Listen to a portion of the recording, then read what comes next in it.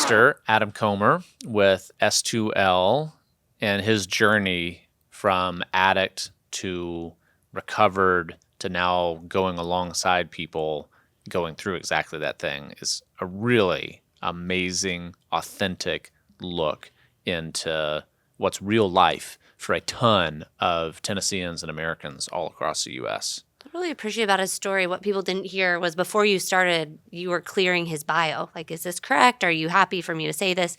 The only thing he wanted you to say was that he was a pastor. Yeah. The humility was really a thread throughout for him. And I feel like we keep seeing that in our guests, the ones that are really making an impact. They are called to wash the toilets and drive the trucks and do the work that they never saw themselves doing before being elevated. Mm-hmm. And I think that that thread continued today. There is a real element of being willing to be a servant before you can have any level of being trusted to be a leader.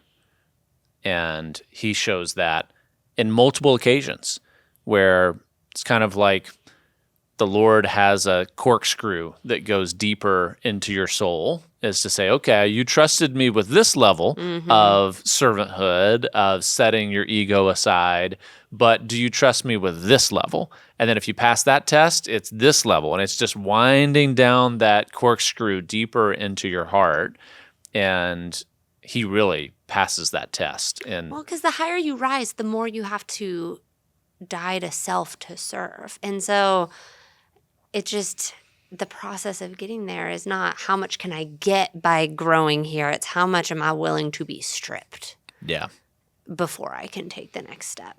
Yeah, I joke with my leadership team sometimes that, I have forfeited my right to come off the elevator onto our floor and just be like, what in the world is going on? And just, running up and down the hall, mad, upset. I was like, do you know what pandemonium would break out here if I came and was just absolutely unhinged? And, they all laugh immediately. And that's part of it, is that as much as you feel like that you have earned the right to just lose it for a bit, you sacrifice that in your journey to become a leader. And he's done the same thing in that it would be easy for him to tell his story in a really glossed over narrative. But instead, he was clear to say, what I did was evil. I hurt those that loved me the most. And that is really raw to say that and know that if it weren't for, he called it the modality, but what he's really saying is if it wasn't for a faith-centered journey of recovery, he could very well have just been another statistic of someone that has died. And I think the stats that he gave us of something like 12% of those going through secular recovery actually are still sober, some 5 years later, and they're experiencing 5 times the rate. That's incredible. Well, it hits down to this question of identity, and not to get all like meta and out there, but we sit down here and talk about a lot of different topics, right? We've talked about social media and online pressure. Is that not an identity problem of how people are putting their identity in the hands of followers and liked? We sat across from Melissa Trevathan, who's talking about if a kid has a mental health challenge, we don't want their diagnosis to be their identity. Yeah. We don't want our struggles to be our identity. It's no different. What Adam's saying is what you have done is not who you are. Yeah. And I just really feel like people need to hear that because hope comes from nothing else. I think that's super powerful. The world is eager to tell you your identity and say, if you're searching for meaning, you will find meaning in this identity. And the tricky part is that you will often find community in an identity that is anything but of the Lord, is that you will find community amongst the addicted. Yeah. And I think it's a powerful community and one that is there for you. They won't judge you. They are universally available.